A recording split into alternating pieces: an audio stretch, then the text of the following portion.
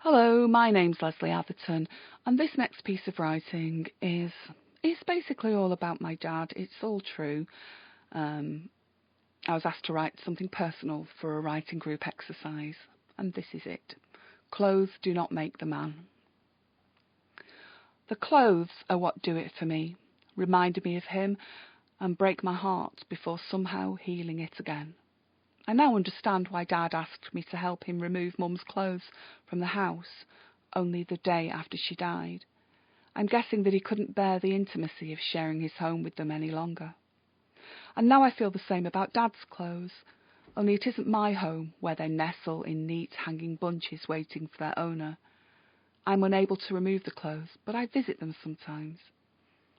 I'm in Dad's living room now, and it gives my heart a jolt every time I see the items on his rocking chair.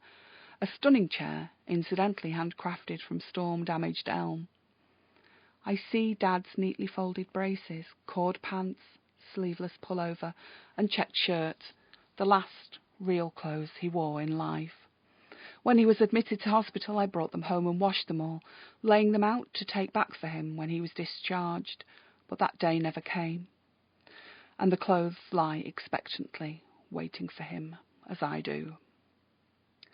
I move to his bedroom now, and towards that huge, expansive, mirrored wardrobe. All that space for a man who had no vanity and no interest in clothes. Rows of unvarying stuff on hangers, 29 shirts, almost all the same.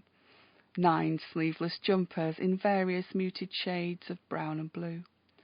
Always he wore, and it really was always, his brown cord pants, his pure new wool tank tops in a limited array of colours, his checked shirts, always with pale background and subtle stripes, his sandals, my God, his sandals. He attended his own funeral service, dressed just the same. It seemed only fitting. I'm not convinced that God would have recognised him otherwise. Oddly, the clerical robes, the stoles, the surplices, the dog collars don't induce tears. They were my dad, of course they were, but yet they weren't him. They were too smart, too formal, and didn't embody his peculiar sense of style. No offence, Dad. You knew it, and so did I. Yours was a strange combination of informal and formal. In Dad's drawers and huge wardrobes there is not a single T-shirt, not a single sweatshirt, not a single pair of shorts or trainers.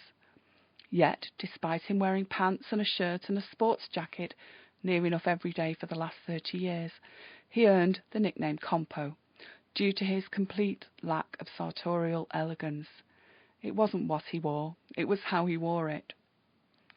Oh, Mum used to get so annoyed at how the sports jacket's pockets bulged and weighted down the front of his jacket, so the back rode up, almost exposing the ends of his braces. Yet I always found it endearing. It was just my dad and how he dressed. My godmother Anne told me how she'd been discussing with her husband the person that she most admired and would like to be, and decided on my dad, but did make it clear that she wouldn't like to inherit his dress sense. I laughed at that one, and I knew exactly what she meant, but I was in two minds as to whether or not I agreed. I was also in two minds about relinquishing his sports jacket for the coffin. I kind of wanted to keep it and wear it myself.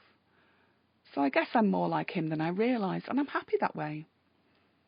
It's funny how personal these items are, how they cause pain, how the smell of them instantly brings tears. The clerical robes don't hurt when I touch them, but the floppy white Panama hat in the back of his car does. It was such a fun shopping trip when I helped him buy it. I wasn't in Mum's good books afterwards, though, as she hated the hat. And even I have to confess he didn't look himself in it. His head was too large, so even the largest available size perched on the top. I told him that, but he loved it.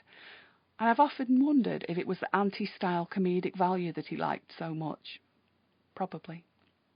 But what makes me cry more than anything are the pyjamas I took to hospital for him, then brought home and laundered. I took them back to his ward, only to discover that he didn't want them anymore. They reminded him of home and made him too comfortable. He didn't want to settle at hospital. He wanted it to be a temporary, fleeting part of his life, necessary for its continuance. and he felt the best way to ensure that was if he wore hospital gowns, so he did. I brought his pyjamas home and put them into my wardrobe. I won't wear them, but I'm glad they're here. I also took some socks from his drawer, and they are warm and soft and comfortable, like the new scarf I removed from the back of his car, a scarf of black and grey stripes. It had been a Christmas present from a friend, and Dad had really loved it. I will keep it forever. Dad's clothes were always topped with his slightly worried, beaming smile. The clothes didn't make the man, but they did reflect him. They were definitely him, always him, categorically, absolutely, and authentically him.